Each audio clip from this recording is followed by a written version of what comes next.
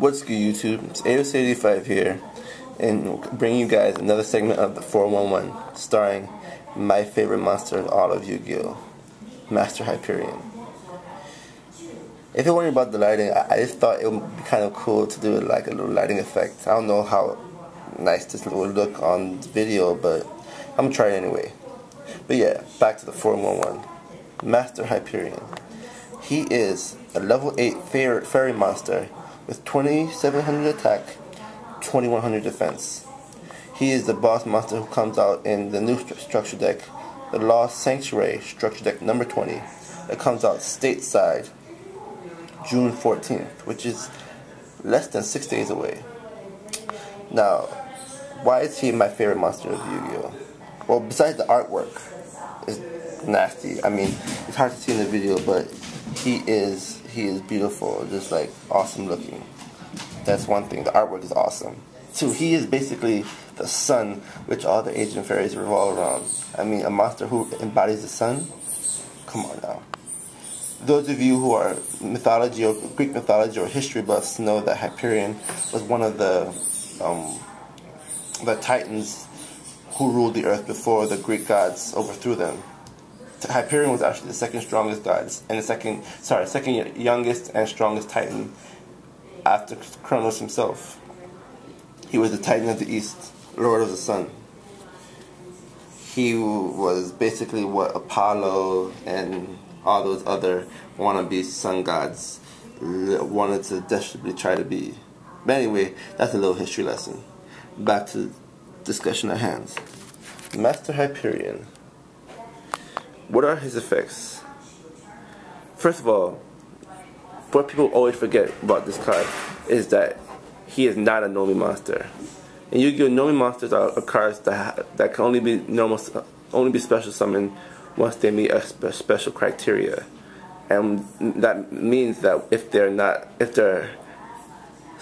summon is negated in some way, they remain dead in the graveyard. Dark Arm Dragon is a perfect example. Dark Arm Dragon, to special summon him, you have to have exactly 3 dark monsters in your graveyard. If his summon is negated with Solemn Warning, Solemn Judgment, or Royal Oppression, he just sits in the graveyard unless you can Pot of Virus, Monster Reincarnation him back. He's of no use to you.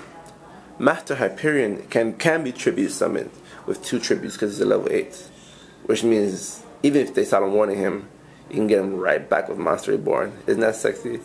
Isn't that sexy? Imagine trying to drop a 2700 beast stick who has destruction of capabilities. A Dark Arm Dragon, if you will. He hits the graveyard, they use all their resources, pay 2000 life points, and then you just Monster Reborn him for the win. Damn. It happened to me a lot, but yeah. Back to the discussion at hand. His effect states that you can special summon this card from your hand by removing from play 1 agent fairy monster from your hand, your field, or graveyard. Meaning that at the very least, you're using 1 card from your hand to bring him out. At the very most, you're using 1 card from your hand. At the very least, he's a free summon from your graveyard. A free boss monster summon from your graveyard. Who can be Monster Reborn whenever.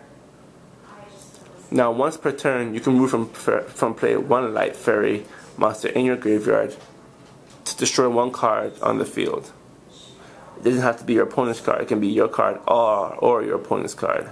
So he's also pretty nice. And if you want to be crazy and make a Mech Lord Agent Fairy variant, which I've actually been thinking about, but we'll get to that later. If the Sanctuary in the Sky is on the field, you can perform its destruction effect up to 2 per turn. So 2 times per turn you can move from play fairy monsters in your graveyard to nuke 1 card in your opponent's field. He has 2700 attack, so he can just run over Stardust. He can't get over Shooting Star Dragon by himself. But one thing I like about the deck is that he can bait a lot. Especially if you have 2 copies of him out, or a copy of him and Dark Hole. You try and destroy something in the field, Shooting Star Dragon more than likely will try and negate that destruction effect and destroy the monster or the card. Okay? Shooting Star can only do it once per turn. You either use another copy of him after you special summon it, or Dark Hole it, and it's gone. It's pretty nice. I mean, this is, he's balanced because his destruction effect only occurs, at most can occur twice per turn. But he's just so versatile. He's not broken, he's versatile. Broken is Chaos Emperor Dragon and Void of the End. That's broken. Broken is Yatagarasu. To be honest, I won't even call Blackluster Soldier and Void of the Beginning broken anymore. Hint hint Konami, hint hint next ban list, hint hint bring him back, hint hint. Hint hint allow me to make a Chaos Fairy deck, hint hint. Anyway, so yeah, that's my man, my dude, Master Hyperion. This card is just so damn good. I zoomed in so the quality went down, but look at him, clad in armor, holding the universe in between his two hands. Oh man, dude is sexy. But yep, here's the 411. The most anticipated card, I would say, from the very structured deck, at least for me, Master Hyperion. As usual, YouTube, thank you for watching. Thank you for all your comments and your subscriptions. Continue to rate, comment, and subscribe. And peace out. And Master Hyperion says, yeah, he's too cool, he wouldn't even talk. Peace out, YouTube.